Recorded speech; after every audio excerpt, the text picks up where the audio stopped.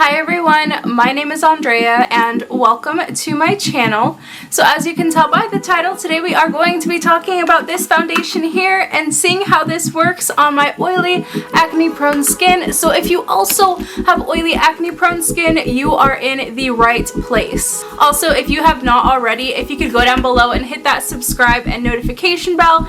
And if you are already a subscriber, hey girl, hey boy, hey, welcome back. Whew. This is what happens when you don't film in like over a week. I literally forgot my whole intro.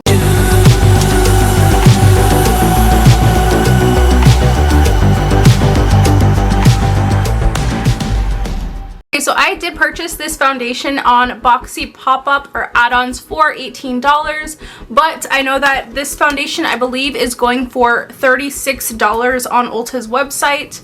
And let me just go on here and confirm. Yes, this is going for $36 on Ulta's website. After this demo, we will also be talking about if this is worth the $36, if you should wait till it's $18, or if you should just skip buying it altogether. Now, I'm gonna be honest with you guys, I'm fully aware that this is not my skin tone at all. I got this one in number 320. When it was on Boxy pop-up, add-on, whatever, it actually looked a lot different than it does in real life. And then I go onto the Sephora's website, onto Sephora's site, and it basically shows what this looks like. So ultimately I should have gone onto Sephora's website and double checked the color because this ain't it.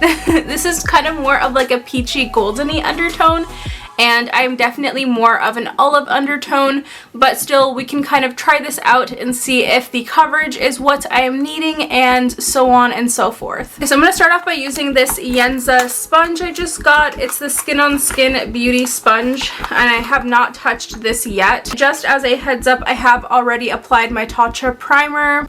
Getting real close and personal again. There we go, we got some on this spongy boy.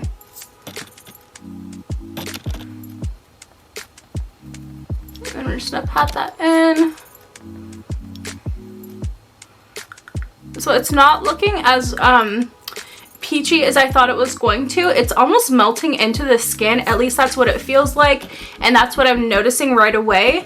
But I'm also noticing some coverage to it. And I do like how this is hydrating. I think that during the fall time, this is going to be ideal. And I mean, you guys saw how much redness and irritation was already on my face. The fact that this is doing so good, I'm actually kind of shocked. Because whenever I see hydrating, I kind of initially just go to the fact that it's probably not going to be as full coverage. And then as per usual, I am having just such irritation on my chin, especially when before COVID, I still definitely had like a little bit of acne. Primarily it was in my teens and late teens, and then once I got into my 20s, it really kind of went away altogether. Like I would get a few here and there, but it wasn't so bad. But now it's just been terrible. So I don't know what the dealio is, because I'm even getting them like on my forehead and like right here. But yeah, so I'm just kind of patting this. And as far as if you're trying to cover your acne, if you're trying to cover scarring, I would highly recommend this. And if I'm going to be honest with you, I want to go and repurchase this in my skin tone color. Hold on. I want to go back and purchase this in my correct shade, and I really like this a lot. So in person, like I'm looking over here, and it's definitely not the skin tone of my neck, but in the viewfinder it's not looking as bad. So we'll take that as it is. At least it looks good for you guys, because in person we ain't doing too well. The fact that I have not applied any concealer to retouch any of the blemish areas that are really acting up, I think that we're doing really good. Like, let's zoom you guys in again.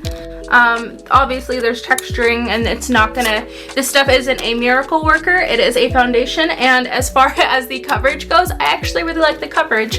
I'm not too upset about that. Oh my gosh, that's how you can tell the difference.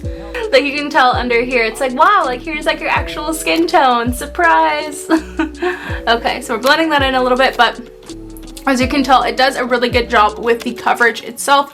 I am not noticing it oxidizing or anything to that effect. Like I said, it's not my skin tone, but as far as the coverage goes, I am blown away. So let me go and apply the rest of my makeup, and I will be right back to talk about this product. I don't know what it is about Fenty Beauty formula foundations, but I'm obsessed. My other favorite is the Fenty Beauty stick. Hold, let me grab it. I know I'm saying it wrong. Okay, this is what I was thinking of. This is the Fenty Beauty Match Sticks Matte Skin Stick. I love this stuff so much, and then I equally love this as well. And something that this has that this does not have is it's very moisturizing, and because it's very moisturizing, I look dewy, I look refreshed, and I look awake.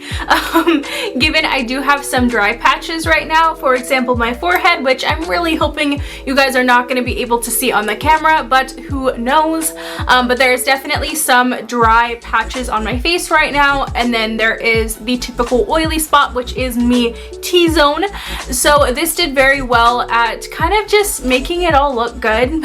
This is the final look, and I will actually have a tutorial on this whole shebang, and I will actually link it down below. It will be on my Instagram if you guys do want to know how I created this look. And as far as this foundation goes, I would recommend this to literally everybody.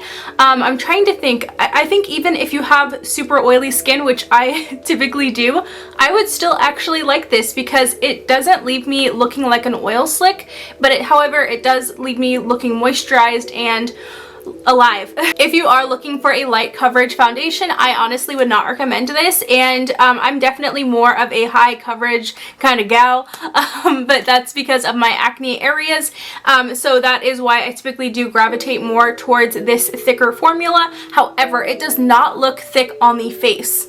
That being said, my skin still looks like skin. Sometimes with those more full coverage foundations, it almost has like a cakey feel to it and a cakey look to it, and I am not noticing that at all. Let me zoom you guys in so you guys can get a better look. My skin still looks like skin. And I do actually still like being able to see my textures because, again, my skin still looks like skin. I am not perfect. Everyone on Instagram is not perfect, and that is what I like to remind people, is that we all have our imperfections. I would love to find a drugstore dupe to this because $36 isn't so expensive, but it's definitely not cheap. I'm definitely more of a drugstore junkie.